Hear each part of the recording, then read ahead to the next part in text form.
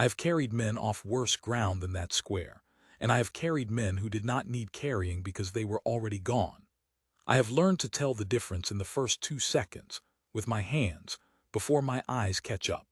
So when I tell you that I was wrong about the woman they called the map girl, wrong in a way that still sits in my chest like a swallowed stone, you should understand that being wrong is not something I am in the habit of. My hands do not usually lie to me.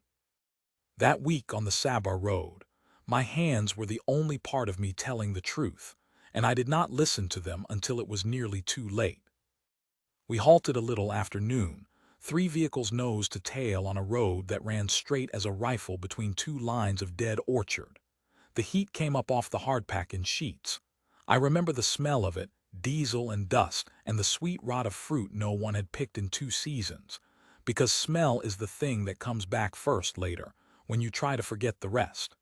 We were the relief for nobody yet.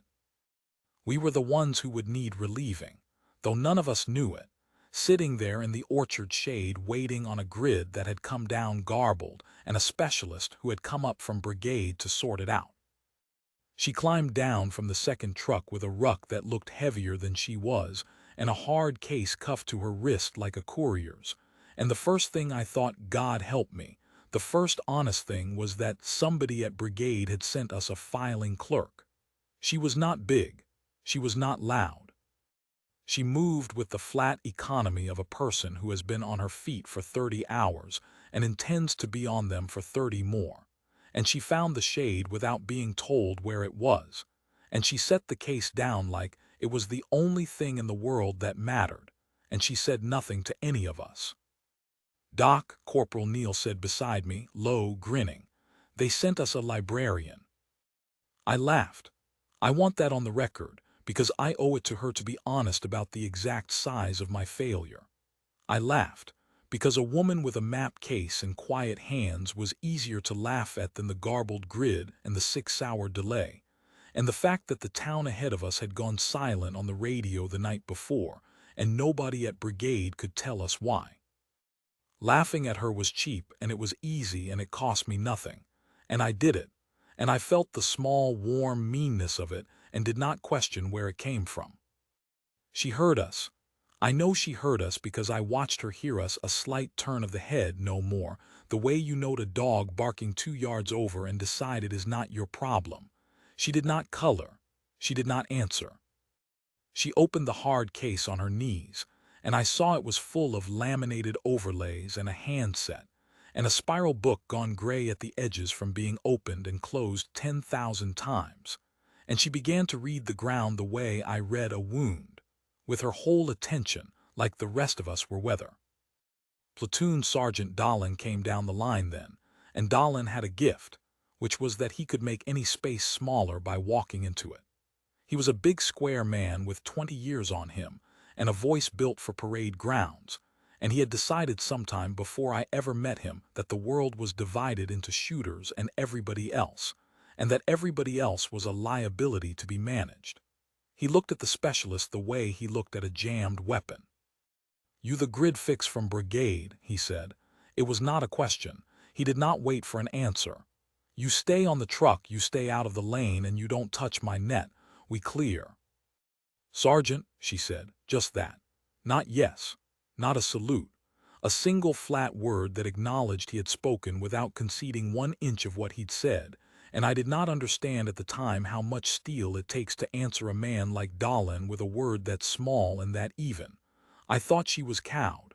I thought she was the kind of quiet that comes from having nothing to say. I was wrong about the kind of quiet it was. There are 2 kinds. One is empty, the other is loaded. I had spent my whole life around the empty kind, and I did not yet know how to tell them apart. She had a way of moving that annoyed me before I understood it, and I want to set down exactly what it was, because it was the first true thing about her, and I read it as the falsest. While the rest of us ate and cursed the heat and waited, she walked. Not far, never out of the perimeter, never anywhere Dahlin could call her on it, but she walked the edge of our halt in a slow, ranging line, and every so often she stopped and stood very still and looked at something the rest of us could not see. A cut in the orchard wall, a shepherd's track running off toward the town, The way the dead trees thinned on the left and let the ground show. She would look, and she would open the gray book against her thigh, and she would write something small and close it and walk on. "What is she doing?" Neil said, watching her. "Bird watching." I did not know. It looked like fidgeting to me, the busy work of a person who needs to seem occupied because she has no real job. That is genuinely what I thought I was seeing. A woman making a show of importance so nobody would ask why Brigade had wasted a seat on her. I have since learned that what she was doing had a name, and the name was work. And it was the most important work anyone did on the Sabah Road that day. And I mistook it for its exact opposite because I had already decided who she was before she'd said 10 words. She came near me once, tracing that slow line, and stopped a few feet off where I sat with my aid bag open, checking my seals against the heat. She looked at the bag, not at me. "You lay your tourniquets on top," she said, "fast side up." I looked at her. "What?" "Your tourniquets, they're on top of the bag, not buried." She wasn't complimenting me, and she wasn't asking. She was nodding it, the way she noted the cut in the wall. "Somebody taught you to plan for a bad day." Then she moved on before I could answer, and I sat there with an odd feeling I couldn't name, which I can name now. It was the feeling of being seen by someone who was very good at seeing, and mistaking it for something small. She had crossed our whole halt, and the one thing she'd remarked on was the one thing I'd done right without being told. I filed it under strange and went back to my seals. Dahlan caught her near the third truck a little later. I didn't hear the start of it, only the end, his voice carrying the way it was built too. "Told you to stay off the net and out of the lane. You want to be useful, you keep that case shut and you keep your mouth shut. And when we get to Ras Delane, you sit in the truck and you let men who know the ground do the work. This is not a schoolhouse." And here is the part I have gone back to 100 times. She had, folded under her arm, one of her laminated overlays, and on it, I saw it later, I held it later, she had already marked 3 firing positions along the approach to that town. 3 positions she had read off the shape of the ground and the line of the orchard and the shepherd's track, hours before a single shot was fired from the shade of a halt, with a grease pencil and that gray book. She tried to hand it to him. She said quietly that he should look at the northeast rooftops before we pushed in. He didn't take it. He told her to put her coloring away. And she folded the overlay back under her arm and she said, "Sergeant," in that same even, loaded voice, and she got in the truck because he had ordered her to, and she was a soldier, and that is what soldiers do. I watched the whole thing and I sided with Dahlan in my heart, because Dahlan was loud and certain and one of us, and she was quiet and strange and from Brigade. I want you to feel how easy that was. It was the easiest thing in the world. It required nothing of me but the meanness I already had. 3 positions. She had them before we rolled. She'd handed him the map and he'd told her to color inside the lines.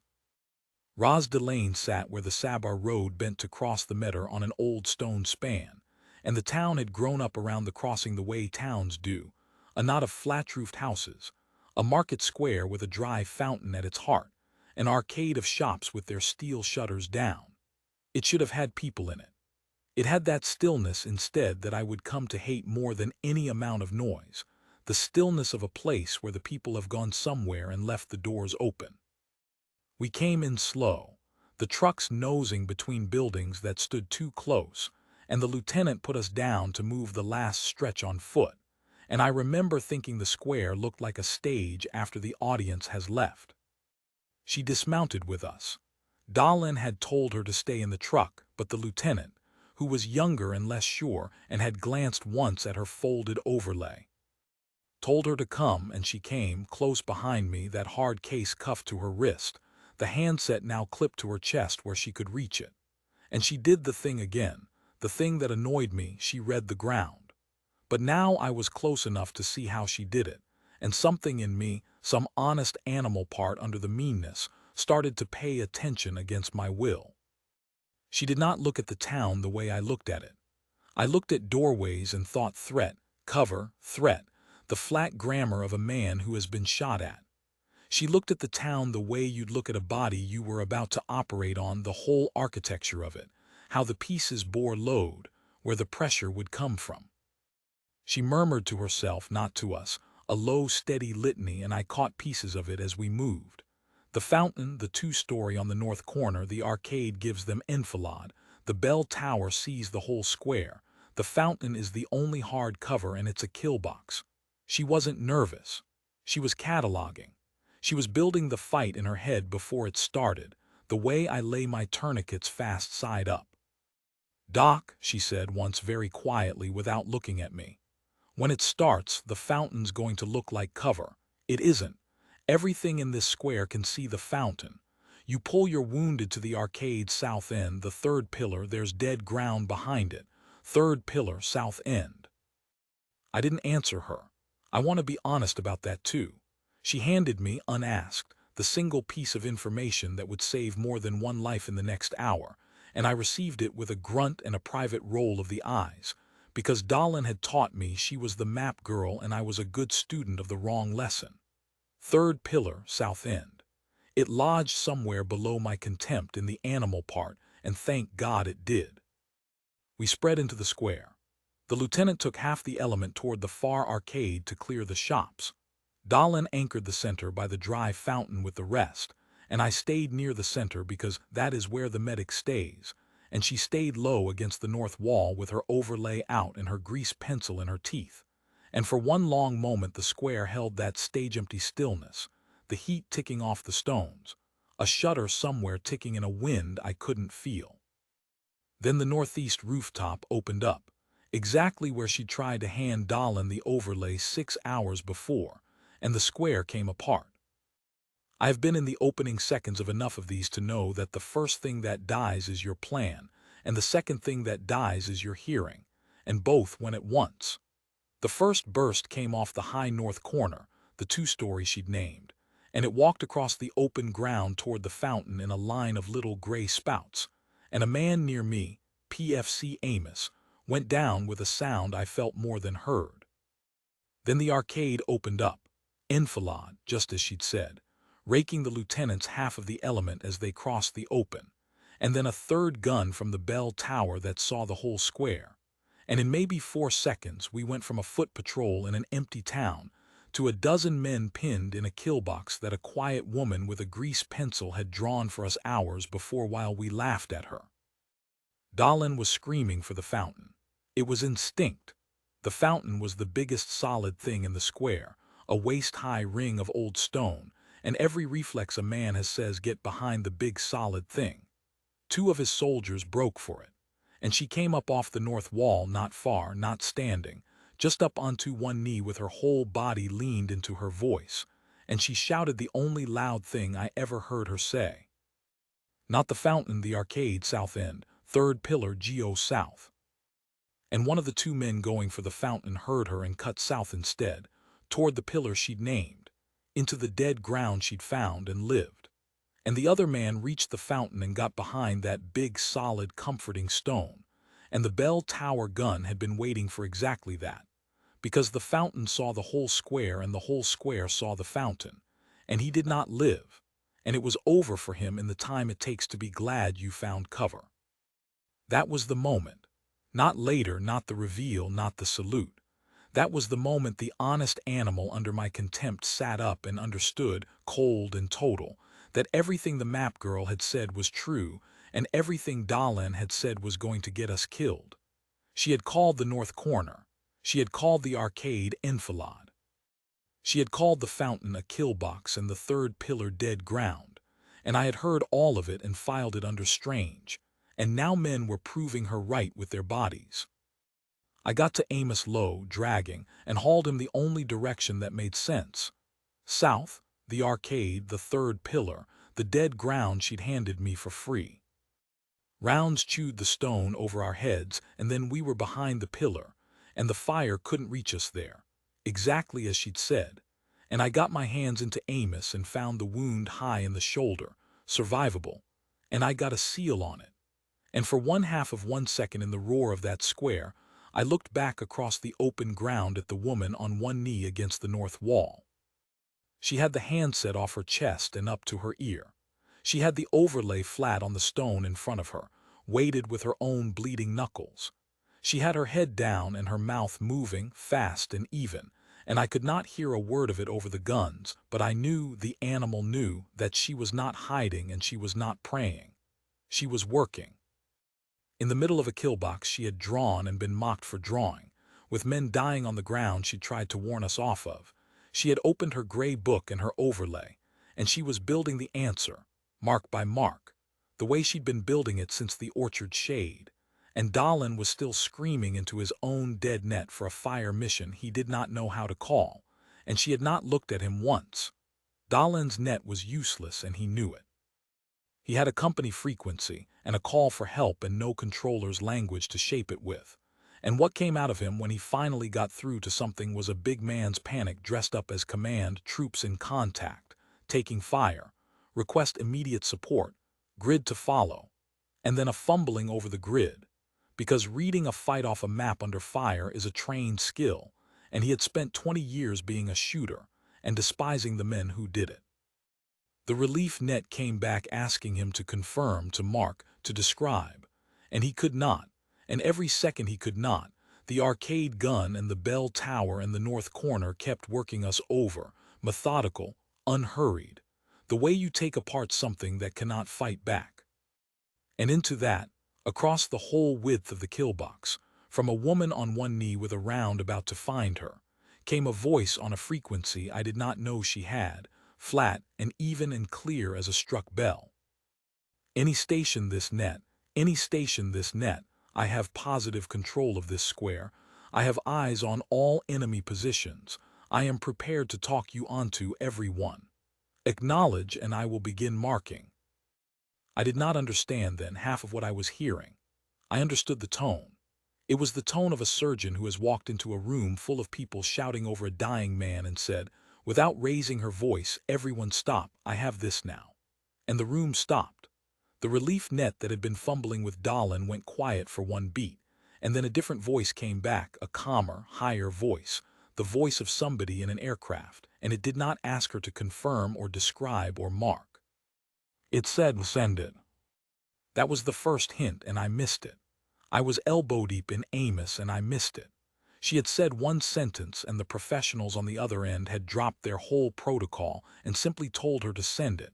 The way you get out of the way of someone who obviously, unmistakably, knows the thing you do not. But I was a medic behind a pillar, and I did not yet know what I was listening to. I only knew that the map girl had a voice like a level, and that when she used it, the sky started listening. She began to mark, and I want to describe what that sounded like, because it is the most extraordinary thing I have ever heard a human being do, and I heard it while a fight tried to kill us both. She marked the north corner first. She gave a grid not fumbled, not confirmed twice, one clean string of numbers she'd had ready since the orchard, and then she gave the thing that told me, later, exactly who she was, though I didn't know it then. She gave the correction the way a master gives it, off a reference she'd built herself.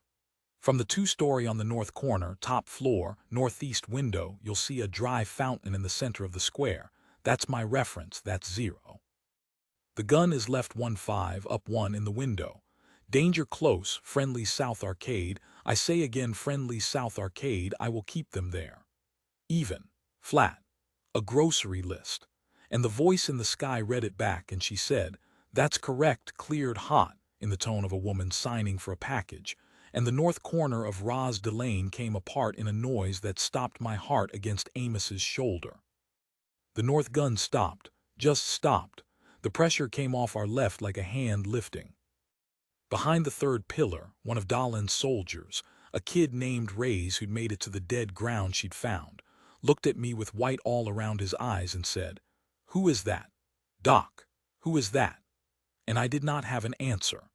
I only had the animal certainty, growing now into something my mind could no longer laugh away, that we were all of us alive because of the person we'd spent the whole morning treating like a joke. She was reaching for the arcade gun next. I heard her start the string. Second position, the arcade ground level, third bay from the north end, when the enemy found her.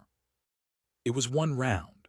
I heard it come off the bell tower, that third gun that saw the whole square, and I saw her body take it, a hard sideways jolt, the way a body moves when a round goes through meat and not stone, and she went down off her knee onto her side against the north wall, and the handset fell from her hand into the dust. And for a second, one long second, I thought she was gone, and I felt the bottom drop out of the whole square. Then her hand came back for the handset. I was already moving. A medic moves before he decides to. The deciding comes later. I came out from behind the third pillar into the open, the stupid, unforgivable, only possible thing, and I ran the diagonal across the kill box to the north wall with my aid bag banging my hip and rounds finding the stones around my boots. And I got to her and got my body between her and the bell tower and got my hands on her. And my hands, which do not lie, told me the truth before my eyes did. Thigh. Left. High and outside, through the meat, missed the bone, but it had opened the leg and the blood was coming in the dark steady pulse that means it clipped something that matters, and I had maybe minutes, not more, before that pulse emptied her out onto the stones of a square she tried to save us from. "I've got you," I said. "I've got you, I'm getting you out." "No." She said it with the handset already back at her ear. She had never stopped. Even taking the round, even going down, the thing she would not let go of was the handset, and the first word she gave me was no, and the second thing she did was key the net and say, in the exact same level voice, one shade tighter around the edges but level, "Correction, my last, stand by, I'm still on you." "You're bleeding out," I said, and I had the tourniquet off the top of my bag fast side up, where somebody had taught me to plan for a bad day, and I got it high on her thigh above the wound. "I have to move you, I have to get you behind the pillar." "You move me," she said, and now she looked at me and I will carry that look to the end of my life, not pleading, not afraid level, the loaded quiet turned all the way up. "You move me and I lose line of sight on the bell tower and the arcade and every man in this square dies while I reorient. I stay here. You work. I'll hold still for the leg. Do the leg, Doc." And then into the handset without a breath between. "Arcade gun, ground level, third bay from the north end. Reference the fountain, right 2, down 1. I have thought about that moment more than any other in my life. I had a wounded soldier, and every instinct and every protocol screaming to move her to cover and treat her flat and get her on the first bird out. And she had made the calculation the way she made all of them, the whole architecture of it, where the load bore, where the pressure would come. And the answer she'd reached was that her staying in the open bleeding was the thing keeping the rest of us alive, and she had decided to pay that price with her own leg, coldly, correctly, before I'd even reached her. She was not being brave in the way the word is usually cheapened. She was doing math, and she was the only one who could do it, and the math said stay. So I stayed with her, and I did the leg.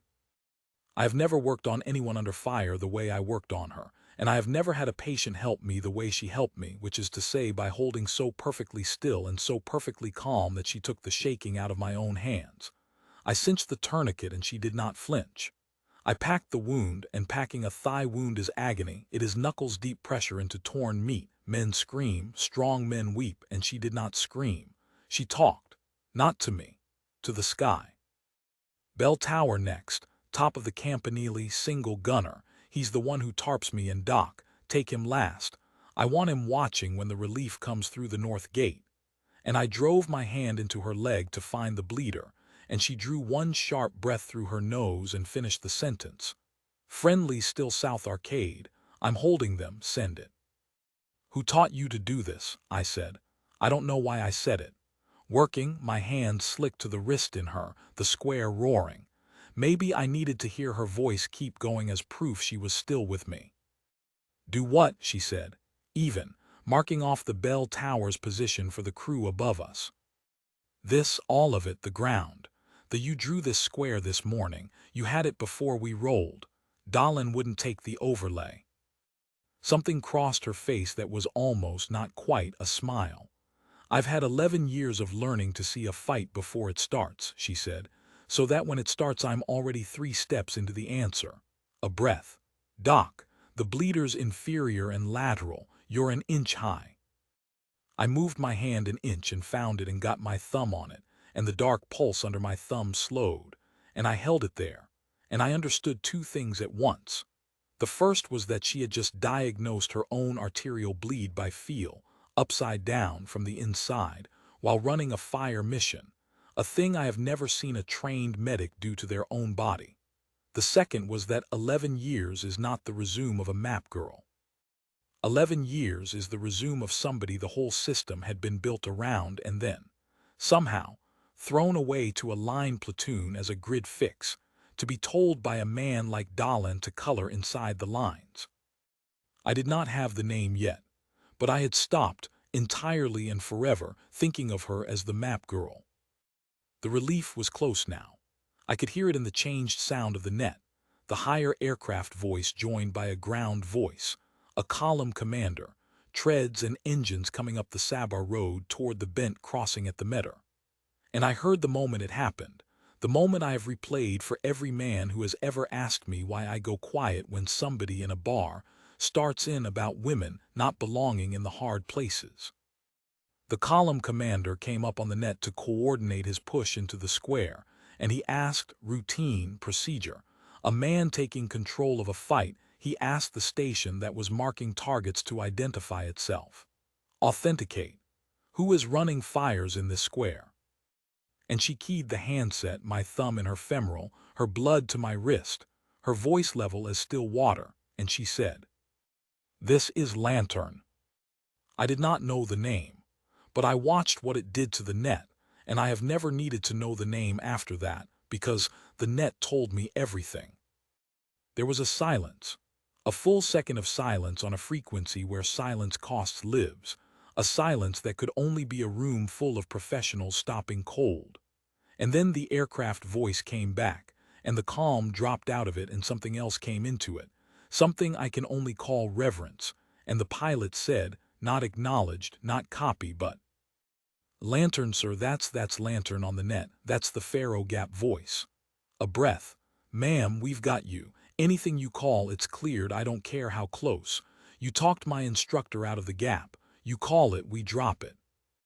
And the column commander, the hard ground voice, came up over the top of that, and he was not asking anyone to authenticate anymore, and he said one word, and the one word was, "Lantern." All stations, all stations. The controller in that square is Lantern. You do exactly what she says. We are punching straight up the middle now. And I heard the treads open up on the Sabar road and the whole shape of the fight change. Because the professionals coming to save us had just learned that the person they'd been told was a pinned-down grid tech was a legend they'd built their own training on. And they treated her like one. Instantly.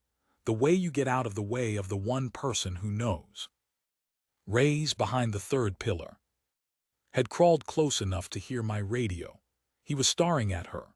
Dahlin, I found Dahlin with my eyes, and Dahlin was 20 feet off behind broken masonry with his useless net in his hand, and Dahlin had heard every word, and I watched the color go out of the big square certain face I had sided with all morning. I watched him understand.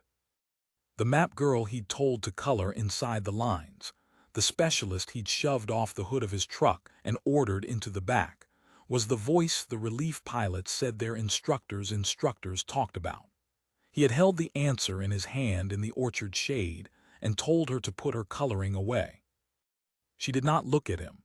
She never once that whole day spent a single second on Dahlin's shame. She had a bell tower to service.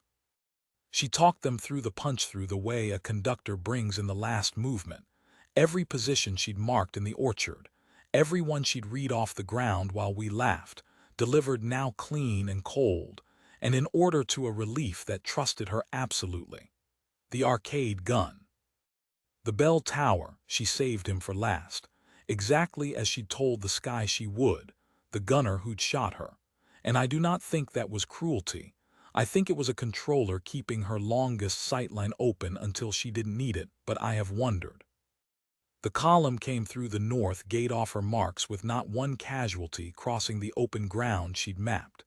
into positions she'd called before a shot was fired. And the fight that had taken us apart in 4 seconds was over in a handful of minutes once she had the net. And the difference between those two numbers was her, entirely and only her. When the last gun stopped and the square went from roar to that ringing after silence, she let go of the handset, just opened her hand and let it lie in the dust. And with the fight over and the math finished, and no more reason to hold the line by staying in the open, the whole cost of the last 20 minutes arrived in her at once, and her eyes went unfocused, and the level voice was gone, and she was just a badly wounded soldier on the stones of a square with my thumb in her leg, and the day catching up to her all at once. "Doc," she said, and it was small now, the loaded quiet finally spent. "You can move me now. Line of sight doesn't matter anymore." "Yeah," I said, my throat did something. "Yeah, it doesn't. I've got you, I've got you." And I picked her up. She weighed nothing. She had weighed nothing all day, and I'd read it as small, and it was only ever spare. Everything trimmed off a person but the work. And I carried her out of the kill box she'd drawn and been mocked for drawing, toward the relief medics coming up through the north gate. And the men of our element, what was left of them, watched me carry her, and not one of them was laughing now. Dahlan stepped into my path. I thought for one hot second that even now he was going to make it about himself. But he didn't. He looked down at her in my arms, and his big parade ground voice was gone, and what came out of him was rough and quiet and about 10 years too late and worth something anyway, because it cost him everything he'd believed all morning. "Ma'am, I'm sorry. I should have taken the map." She looked up at him. She was gray and going, and she found the strength for one more even sentence, and it was not forgiveness and it was not a rebuke. It was just the truth, delivered flat, the way she delivered everything. "Next time," she said, "take the map." Then the relief medics had her, and there were hands everywhere, and a bird was coming in low over the dead orchard. And I stood in the ruined square with my hands red to the wrist and watched them carry her toward it. And Reyes came and stood next to me, and Dahlan stood a little apart with his empty net still in his hand, and none of us said anything, because there was nothing to say that the day had not already said better. They flew her out and she lived. I made sure of it. I put the word out through every channel a specialist has, which is to say I begged favors from every medic on the casualty chain, and the word came back weeks later that she'd kept the leg and made it through and been quietly, of course quietly, sent on to wherever they send people whose records are complicated. I never saw her again. I have made a kind of peace with that. Some debts you don't get to pay to the person's face. You pay them forward, to strangers, in the way you carry yourself for the rest of your life. Here is what I carry. I laughed at her in the orchard shade. I want that kept in at the end, the same as I kept it in at the start, because a confession that files off its own worst part is not worth the breath. I laughed, and I called her a librarian in my heart, and when she handed me the one piece of ground that saved my wounded third pillar, South End, dead ground, I received it with a grunt and a private roll of the eyes, because a loud certain man had told me who she was, and I was a good student of the wrong lesson.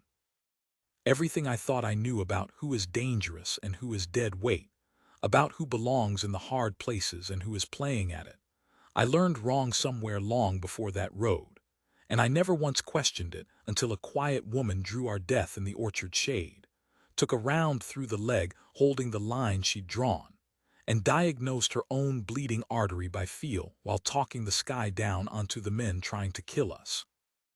I have carried a lot of soldiers off a lot of bad ground. I have never carried one who was herself the reason there was anyone left to carry. When men in bars tell me who does and doesn't belong in the hard places, I don't argue with them anymore. Arguing is for people who aren't sure. I just think about a voice like a struck bell saying this is lantern into a net full of professionals, and the second of pure silence that followed, and the way the whole sky changed its tone and said, "Ma'am, we've got you, anything you call." We had her the whole time. We were handed a legend in the orchard shade, and we told her to color inside the lines. She saved us anyway, without ever once making us pay for being wrong, which is the part I understand least and admire most, and which is the closest thing to grace I have ever seen on a battlefield. Take the map. Whoever hands it to you, whatever you've decided they are, take the map.